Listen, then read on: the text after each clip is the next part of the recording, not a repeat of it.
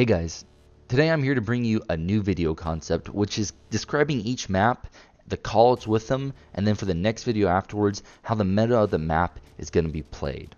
So to start off, let's go over the callouts. And the reason why I'm doing this is a lot of new players often don't know each map callout because either they're too intimidated to learn or they're simply just too stubborn. And this is even the same for some experienced players that have been playing for a couple hundred hours. They might pigeonhole themselves into just Italy, Dust 2, Inferno, or any variety of maps and refuse to learn for whatever reason. So hopefully with this you can get a new perspective of the maps and start trying them out a little bit more. To begin with, let's look over towards T-Spawn. T-Spawn gives you two routes, straight towards mid and straight towards alt, which will then branch off and give you options towards B, A, or whatever means you want to take. From T-Spawn, the first area I want to look at is T-Stairs. T-Stairs is an area where you're often going to see oppers or riflers try to take aggressive aim duels either down banana or down mid.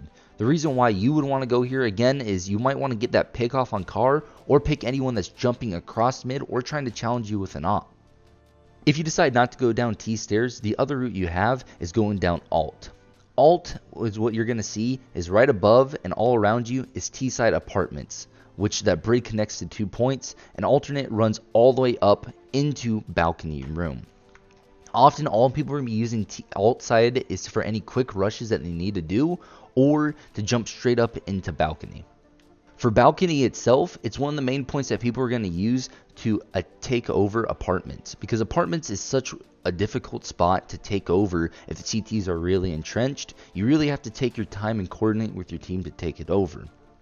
So when you jump through balcony, if your teammates push through the other side of T-side apartments and start coming up the stairs, they can look towards boiler, or as you can peek towards boiler as well. And once you take full control, you can peek straight down into long hall.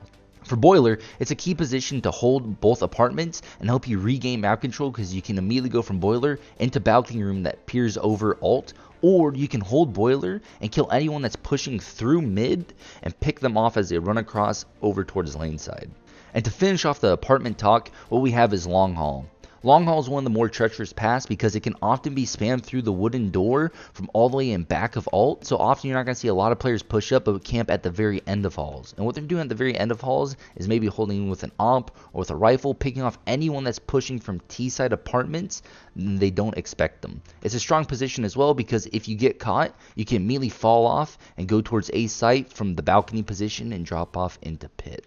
Now before we actually get into A side itself, let's go back towards mid. And on mid side, the only two areas you need to note is the mid lane itself, which gives you access to upper mid, which from there you can split off into lane and arch. But the other position that's really key is the tunnel position. Often you'll either hear this be called tunnel or Mexico depending on the player and what version they've played. But this is a long narrow pathway that you have to crouch for a portion of it to get between mid and alt. It's useful if you don't want to be seen and you don't want to make too much noise or take the long route around when transitioning between alt and B. Now let's go back to the A side of the map, which from there we're going to see from the CT side perspective. And the main spot that you're going to typically see CT players play and is a very good spot to hold from is pit and the mini pit position. The reason for that is because you can hold behind the wall, peeking from broken wall or peeking to the left side of the wall. And if you start getting flashed or Molotov, you can move from the broken wall position over to mini pit, and it's a very versatile spot in helping you hold a site. Right above mini pit is a position called balcony, and this is an incredibly strong spot as well that you'll see a lot of players often play because it gives you not only lane control, but it also gives you access into apartments. And from here, if you do get spotted, you can jump straight down below into mini pit. The next area to talk about is lane. Lane's crucial for A-side Inferno because most of the time players are going to be rushing from mid-side and come straight up lane to take A-site. There's very little deviation. You'll see at least 2 to 3 players every A hit come through this route.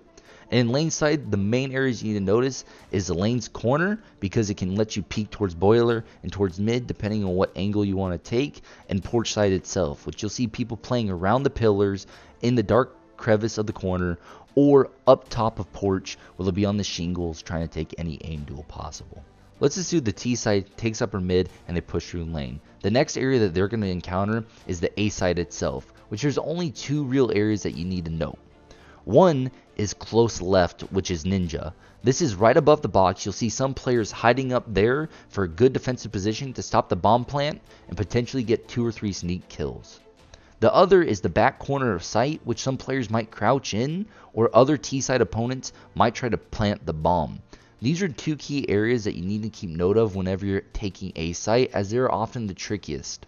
And then right across from T-side is one of the sneakier spots on the map as well, which is known as Graveyard. Graveyard is usually a gimmick spot that people aren't going to go to unless it's a sole arch hit, then a CT might hide in the corner of Grave.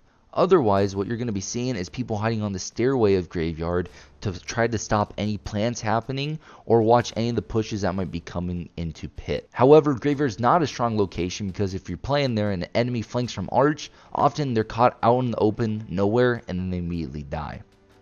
Next, let's go to the arch side. For the arch side, you have 5 notable positions. First is the main archway, in which enemies are going to be traversing, typically with an op, because they want to peek towards mid and upper mid. After that, you have Closet. Closet's a good little sneak corner that people might play to get a hidden kill or 2. But typically, if you're able to get an opper off of Archway, he's going to run either towards Arches itself or into Library or Moto. Arches is the connector point between A site into CT to B. Library is the same way as well, but it's a little bit of a longer path, but it gives you more safety to fall back and to set up for the retake. Moto is this small little portion that goes from Archway into A site, and it's really an old callout from 1.6 and Source that we really don't have nowadays. But it is key to note because you do have this little crevice that enemies can hide in, and if you call it Moto, your team should know that location. Now let's assume as a T side, you were able to completely take A, and for some reason your team wants to go hunting, then it's important to know 2 key callouts. One is CT spawn itself, which is obviously where the CT spawn, but the second is Highway. Highway is the faster route between B or A if you're going to take the quickest route possible and the safest route, in which you were able to run through this narrow corridor between the 2 locations. So let's do a little bit of rewind now. Let's assume you're on T side, you're an opera, you're on T stairs, and you take that fight mid, and you decide to peek down Banana. Let's know the callouts for Banana itself. So first off is you're going to see you have your close right position coming from T side pushing towards CT position. Close right, people may call this alcove, ninja, or that corner. I've heard a various number of ways of calling it. It doesn't really matter. It's just a little nook that players can hide in. However, the key one to know is to the left. This little alcove has been called in the past tree due to the old versions of the map of Inferno. Other players may also call it logs for the logs that are nearby. Now that the T's have taken the base of Banana, as they push up, there's 2 key positions to take note of. First off is going to be those barrels. Those barrels' old position used to be called car, and this is a strong position because you're able to peek down Banana with an op, AK, and you're able to take any fights necessary. The second is going to be sandbags. And sandbags is pivotal because often you're going to have a little player hiding away, trying to be sneaky and get the backstab kill. So try to clear it as much as possible. All you have to do is just give a quick peek before you commit out over to B.